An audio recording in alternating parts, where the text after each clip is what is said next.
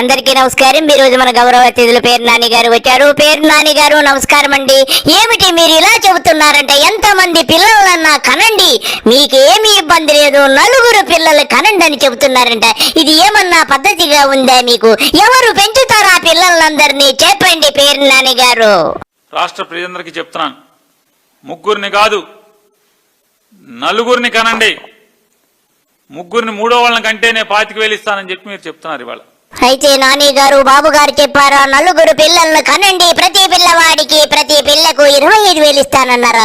అయితే సంపద సృష్టి అంటూ ఏమో అనుకున్నాను. ఇలా ప్రజలందరినీ కోటీశ్వరులు చేసేస్తారన్నమాట. నేను అడుగుతున్నా, మీరేమో మీ ఆస్తులు 1,00,000 కోట్లు అని చెప్తారు. నా ఆస్తి 1,00,000 కోట్లు, నా ఆస్తి 1,00,000 కోట్లు. నా ఆస్తి ఎవరై చెప్పారు? నా ఆస్తి 1,00,000 కోట్లు అని మీరు అంటారు. మీ శ్రీమతి గారేమో మా వ్యాపారం సంవత్సరానికి 4,000 కోట్లు అంటారు. 4 కోట్ల రూపాయలు చిన్న సంస్థగా మేము ప్రయాణం ప్రారంభించాము. ఈ రోజు 4,000 కోట్ల పైగా విలువైన సంస్థగా ఎదిగాము. చాలా సంతోషం అమ్మగారు. 4 బర్రెలతో ప్రారంభించినటువంటి మీ దుకాణం ఇప్పుడు 4,000 కోట్లకి వెళ్ళిందంటే నాకు చాలా ఆనందముగా ఉన్నది. ఇకపోతే మీ యొక్క ఫ్యామిలీ ఫ్రెండ్ మోహన్ బాబు గారు వచ్చారు, వారిని నిందా ముంచేశారట. అసలు హెరిటేజ్ నీది కాదట కదా అమ్మగారు, ఆయన దగ్గర నుంచి మీరు దోచేశారు, మోసం చేశారని అంటున్నారు. చెప్పండి మోహన్ బాబు గారు. అసలు దెబ్బగా గాయపరిచిన వాడు చంద్రబాబు. అంటే హెరిటేజ్ ఫుడ్స్ నాది, అంటే హెరిటేజ్ ఫుడ్స్ నాది సంస్థ. నా డబ్బు ఎక్కువ, నా షేర్ ఎక్కువ, అతనిది తక్కువ. రాజశేఖర రెడ్డి గారు పాదయాత్రకు వెళ్లే ముందు మా ఇంటికి వచ్చారు. నేను ఆయన ఇంటికి భోజనానికి వెళ్ళాను, బ్రేక్ఫాస్ట్ కి. అడిగారు, ఏంటి మోహన్ బాబు నీకు చంద్రబాబుకి మీరు ఇద్దరు ఫ్రెండ్సే కదా అని. ఇలా జరిగిందండి. హెరిటేజ్ ఫుడ్స్ లో నా డబ్బు ఎంత పెట్టాను, చంద్రబాబు ఎంత పెట్టాడు, ఇంకొక వ్యక్తి ఇలా పెట్టాడు, ఇలా మోసం చేశాడని చెప్పాను. ఏమయ్యా, వాళ్ళ మామకే వెన్నుపోటు పొడిచాడు, ఇక ఆఫ్టర్ ఆల్ నీకు మోసం చేయడంలో కొత్త ఉంది. నేను ఎప్పుడైనా సరే మిమ్మల్ని మోసపెట్టానా అని మిమ్మల్ని అడుగుతున్నా. మీకు ఒక మోసం జరిగింది. ఆ విధంగా చంద్రబాబు నన్ను దెబ్బతీశాడు. చాలా చక్కగా చెప్పారు మోహన్ బాబు గారు. ఆయన మోసం చేయని వారు ఎవరైనా ఈ ప్రపంచంలో ఉంటే చెప్పండి. వారి యొక్క కుటుంబము తప్ప ప్రతి ఒక్కరిని మోసగించిన వారే అని మనందరికీ తెలుసు. నాదెండ్ల భాస్కర్ రావు గారు చెప్పినట్టు ఆయన రేణిగుంట రైల్వే స్టేషన్ లో మొదలు పెట్టినటువంటి మోసాలు ఇప్పటి వరకు కొనసాగుతున్నాయని మనందరికీ తెలుసు. మోసానికి బ్రాండ్ అంబాసిడర్ మా బాబు గారిని మీకు తెలియకపోవడము నాకు బాధగా ఉంది. రాష్ట్ర ప్రజలందరికీ చెప్తున్నాను, 3 కాదు 4 కనండి. 3 మూడో వాళ్ళని కంటేనే 25,000 ఇస్తానని చెప్పి మీరు చెప్తున్నారు ఇవాళ. మీరు కానీ మీ కుటుంబం కానీ మీ అబ్బాయిలు కానీ ఎవరు పాటించరు కదా. నాని గారు, మీకు అన్ని విషయాలు తెలుసు. మా బాబు గారికి అయితేనేమి, చిన్నబాబు గారికి అయితేనేమి సంతానం అభివృద్ధి చేయడానికి సమయం ఎక్కడుందండి? వారు మూటలు కట్టి కట్టి కట్టి రాత్రనక పగలనక మూటలు కట్టి కట్టి కట్టి కట్టి సింగపూర్ తరలించడానికే టైం సరిపోవడం లేదు. మా సాంబడు వచ్చాడు, చెప్పురా సాంబిగా మా బాబు గారి గురించి. చూసిన పని పని పని పని పని పని విన్నారు కదా నాని గారు, మా సాంబడేం చెప్పాడు? 24 గంటలు పని పని పని పని అంటే ఇంకెక్కడ పిల్లలు పుడతారండి? మీరు అనవసరంగా జోకులు వేస్తే బాగోదు. ఎవరిని పాటించమంటున్నారు? మరి సామాన్యుల్ని పాటించమంటున్నారు. దేనికి? నేను 25,000 ఇస్తాను, మూడో వాడిని కనండి అంటున్నారు. ఒరే అన్న రూల్స్ పెడతారు, ఆయన ఫాలో అవ్వరు, కానీ మనం ఫాలో అవ్వాలి. మీరు 25,000 ఇస్తే 3 4 కంటే సామాన్యులు ఈ 25,000 కూడా ఇస్తారో సూపర్ 6 సూపర్ హిట్ లాగా 25 ఇచ్చేసానాయా పాత రోజుల్లో చెప్పారు. ఎవడై చెప్పేది? ఎప్పుడూ అయిపోయింది రుణమాఫీ. రుణమాఫీ అంటే మొత్తం కడతారండి. నాని గారు, నాకు ఒకటి అర్థమైంది. బాబు గారు చెప్పింది చెప్పడము. అసెంబ్లీలో అదే మాట చెప్తాడు, బయట సభ పెడితే అదే మాట చెప్తాడు, హెలికాప్టర్ ఎక్కుతాడు, ఎక్కడో దిగుతాడు, అమ్మ బాగున్నావంటాడు, ఆ అమ్మ దగ్గరికి వెళ్ళి అదే మాట చెప్తాడు, ఇంకెక్కడో ఇదే చెప్పడము. కోడి కత్తి అంటాడు, ఆ కత్తి అంటాడు, ఈ కత్తి అంటాడు, నా చేతిలో కత్తి పెట్టాడంటాడు. కానీ అసలు పనిలే పాటాలే. ఇద్దరికి తండ్రి కొడుకులకి ఇద్దరికి మూటలు కట్టుకొని శుభ్రంగా రాష్ట్రాన్నంతా దోచేసి సింగపూర్కి తరలించడం తప్ప వీళ్ళు ప్రజలకు ఉపయోగపడతారనుకోను. బిడ్డల కనమని చెబుతున్నాడు. మరి సిగ్గు శరము ఉందా అని చెప్పి యావత్ రాష్ట్ర ప్రజలు అడుగుతున్నారండి. అనరాందాకి ఏమైనా గ్యారెంటీ ఉందా? లేదు కదా. మీ మాటలు నమ్మి ఈ దేవుడి తీరాలు మీరు ఇస్తారో ఎగ్గొడతారో. నాని గారు, దేవుడికి తెలిసేదేముంది? తండ్రి గారేమో ఉప ప్రధానమంత్రి అయిపోవడానికి అన్ని మూటల గీటలన్నీ సర్దేసుకుని రెడీగా ఉన్నారట కదా. ఢిల్లీ వెళ్ళిపోయి మోడీ గారి డాష్ నాకు అక్కడికి వెళ్ళిపోతారట. అలాగే చిన్నబాబు గారు ఇక్కడ ముఖ్యమంత్రి అయిపోతే ప్రజలన్నీ మర్చిపోవాల్సిందే. తర్వాత ఎవడ గొయ్యి వాడు తవ్వుకొని ఆ గోతులో దిగిపోవడం తప్ప రాష్ట్ర ప్రజలకు ఏమీ కూడా దారి తెన్ను ఉండదని నాకు స్పష్టంగా అర్థమవుతుంది నాని గారు. ఇంతకంటే మనం ఏమీ చెప్పలేమండి నాని గారు. ఇకపోతే మీకు ఈ మధ్య కేంద్ర నిఘా వర్గాలు ఏమేమో చెబుతున్నాయట కదా, ఆ విషయాలు కూడా మాకు చెప్పండి. మీకు కేంద్ర నిఘా వర్గాలు ఏమి చెబుతున్నాయి? నాకు కేంద్ర నిఘా వర్గాలు చెప్పినటువంటి సమాచారం, నాకున్న సమాచారం ఏంటంటే కేంద్ర నిఘా వర్గాలు నాకు చెప్పినాయి. మరి దాన్ని బట్టి ప్రజలు ఏం జరుగుద్దో రేపు ఏం చేస్తారో వీళ్ళు చూసుకుందాం సార్. ఓహో, మీకు కూడా ఎంతో మంది మహిళలు తప్పిపోయినట్టు కేంద్ర నిఘా వర్గాలు చెప్పినట్టుగా నాకు అర్థమవుతుంది. 30,000 మంది అమ్మాయిలు మిస్సింగ్ అయిపోయారు ఆంధ్రప్రదేశ్ లో. నాకు ఎలా తెలిసింది? ఢిల్లీలో ఉండే నిఘా వర్గాలు నాకు చెప్పినాయి. మీ ఆంధ్రప్రదేశ్ నుంచి దాదాపు 29,000 మంది అమ్మాయిలు మిస్ అయిపోయారు. నీకు తెలిసా సంగతి? అంటే ఈ డిప్యూటీ చీఫ్ మినిస్టర్ మరి కడుపుకు ఏం తింటున్నాడో లేకపోతే అదే తింటున్నాడో ఏమో గాని మరి ఇప్పుడు మాత్రం గొంతు పెగలడం లేదు, మంచం కింద దూరి ఏం చేస్తున్నాడో కూడా అర్థం కావడం లేదు. సిగ్గు లజ్జ లేదు వీడికి. ఇకపోతే మా చిన్నబాబు గారు నారా లోకేష్ గారు వచ్చారు. చిన్నబాబు గారు చెప్పండి, బీజేపీ అంటే ఏమిటో నాకు తెలియడం లేదు, కొంచెం వివరముగా చెప్పండి. అందుకే బీజేపీ అంటే భారతీయ జనతా పార్టీ కాదు, బి అంటే భారతీయ జనతా పార్టీ. చిన్నబాబు గారు మరి జే అంటే ఏమిటో అది కూడా చెప్పండి చిన్నబాబు గారు. జే అంటే జగన్మోహన్ రెడ్డి గారి పార్టీ. చాలా సంతోషం చిన్నబాబు గారు. మరి పి అంటే ఏమిటో అది కూడా చెప్పి తగలడండి. పి అంటే పవన్ కళ్యాణ్ గారి పార్టీ. ఈరోజు చాలా తక్కువగా చెప్పారు చిన్నబాబు, గుర్తు పెట్టుకుంటాను చిన్నబాబు. మీరు చెప్పిన విషయాలన్నీ కూడా గుర్తు పెట్టుకుంటాను. మనందరం ఒకటే గుర్తు పెట్టుకోవాలి, వాళ్ళిద్దరికి ఓటేస్తే ఆ ఓటు స్ట్రైట్ గా వెళ్ళి కమలానికి పడే పరిస్థితి ఈరోజు.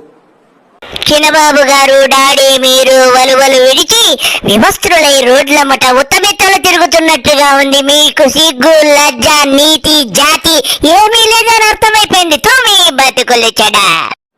కేంద్రంలో బీజేపీ ప్రభుత్వం, బీజేపీ పార్టీ కులం మతం ప్రాంతం వాడి మన మధ్య చిచ్చు పెట్టడానికి ప్రయత్నిస్తున్నారు. మనమే చూసాం.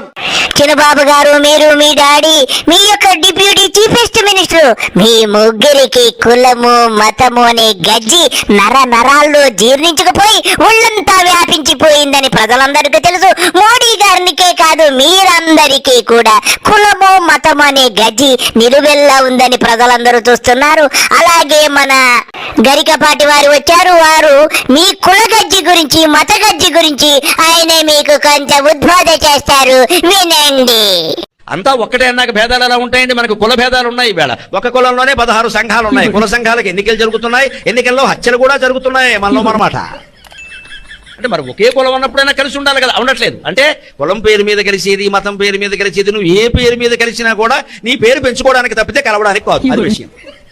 కులం వాళ్ళందరినీ కలిపేది ఎందుకంటే కులాన్ని బాగు చేద్దామని కాదు, కులాన్ని అడ్డం పెట్టుకుని మనం బాగుపడాలి. ఓట్లు కావాలి కదా అందరూ. రేపు పొద్దున నాయకులు పోటీ చేయగానే మా కులం ఓట్లు 10,000. గరికపాటి వారికి నా నమస్కారాలు. ఎంతో చక్కగా చెప్పారు గరికపాటి వారు. ఇకపోతే ఈ గూటాల కూటమి నేతలందరికీ కూడా కులము మతము అనే గజ్జి నరనరాల్లో జీర్ణించుకుపోయి కేవలము ఓట్లు కొల్లగొట్టడానికి వాడుకుంటూ ఇటువంటి దుశ్చర్యలకు పాడుపడుతున్నారు. ఇంత నీచులు ఈ ప్రపంచములో ఉండరు. ఇకపోతే మన గౌరవ అతిథులు జగన్ గారు వచ్చారు. Super 6, super 7, super 8, super 9, super 10 గురించి చెబుతారట. చెప్పండి జగన్ గారు. చంద్రబాబు నాయుడు గారు సూపర్ 6, సూపర్ 7 విషయంలో తాను ప్రజలను మోసం చేయడానికి అన్ని రకాలుగా ముందుగానే నిర్ణయించుకున్నారు. కాబట్టి అబద్ధాలు పదే అవే అబద్ధాలు చెబుతూ సూపర్ 6, సూపర్ 7 అట్టర్ ఫ్లాప్ అయినా కూడా తాను చేయలేక సూపర్ హిట్ అంటూ నిస్సిగ్గుగా మోసం చేస్తూ గోబల్స్ ప్రచారానికి దిగారు. చాలా చక్కగా చెప్పారు. జగన్ గారు, మా బాబు గారు ఆహారం తీసుకోరు, మోసాలను ఆరగిస్తూ ఉంటారు. ఇకపోతే మా బాబు గారి అభిమాని ఒకరు వచ్చారు. వారు డాక్రా మహిళలకు ఎంతో చక్కగా రుణమాఫీ చేశారు. అన్ని విషయాలు చెబుతారు. చెప్పండి చంద్రబాబు గారి అభిమాని గారు. కవిత ఏంటంటే తిరుపతిలో వెంకన్న బాబు ఎంతో టీడీపీకి జై అన్నారు. వెంకన్న బాబు కూడానే వెంకన్న బాబు ఎందుకన్నాడండి, చంద్రబాబు నాయుడు ఆడవాళ్ళకి డోగరాకి 2,000 వేస్తాను ఊపుకు అన్నాడు.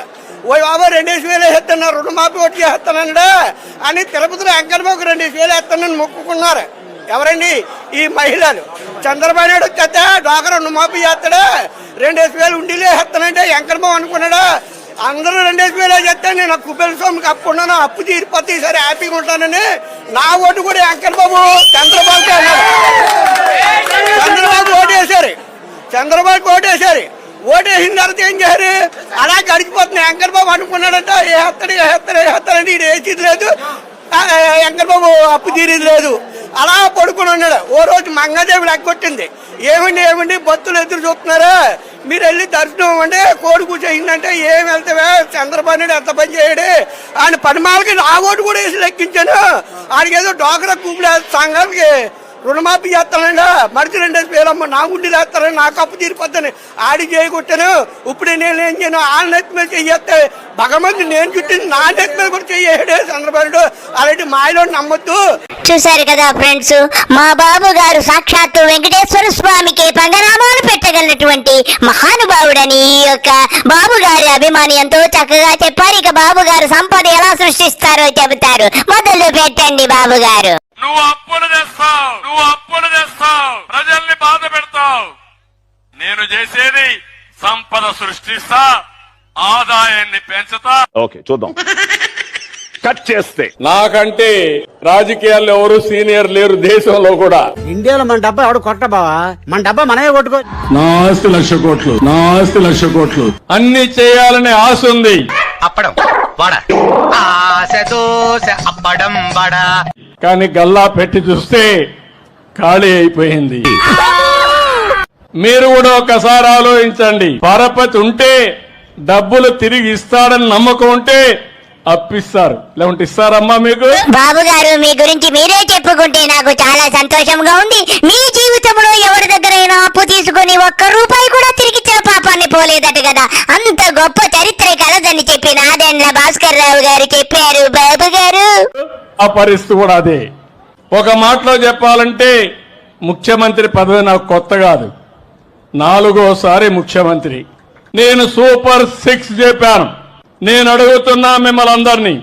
బాబు గారు మీరు అడగాల్సిన అవసరం లేదు, మీరు పెద్ద మోసగాడని చెప్పి నాకు తెలుసు. సూపర్ 6 అంటావు, పాపర్ 6 చేసేస్తావు, మళ్ళా నేను ఎప్పుడైనా మోసం చేశానంటావు. నీ బతుకు చెడాజీ గోలజ్జ ఇడిచిపెట్టేశావు బాబు. నేను ఎప్పుడైనా సరే మిమ్మల్ని మోసపెట్టానా అని మిమ్మల్ని అడుగుతున్నా. మీకు ఒక మోసం జరిగింది ఒంగోలులో బహిరంగ సభ. నీకు ఉద్యోగం వచ్చే వరకు నెలకు 3,000 రూపాయలు నిరుద్యోగ భృతి ఇస్తా. మీకు ఒక మోసం జరిగింది. ఇప్పుడు హామీ ఇస్తున్నా, ఆంధ్రప్రదేశ్ లో ఉండే యువతని ప్రపంచ ఆర్థిక వ్యవస్థకు అనుసంధానం చేస్తాను. ప్రపంచ ఆర్థిక వ్యవస్థకు అనుసంధానం చేస్తాను. ఇక్కడ ఇండస్ట్రీ తెస్తాం. అప్పడం వడ ఆశ దోశ అప్పడం వడ. ఉద్యోగాలు ఇస్తాం.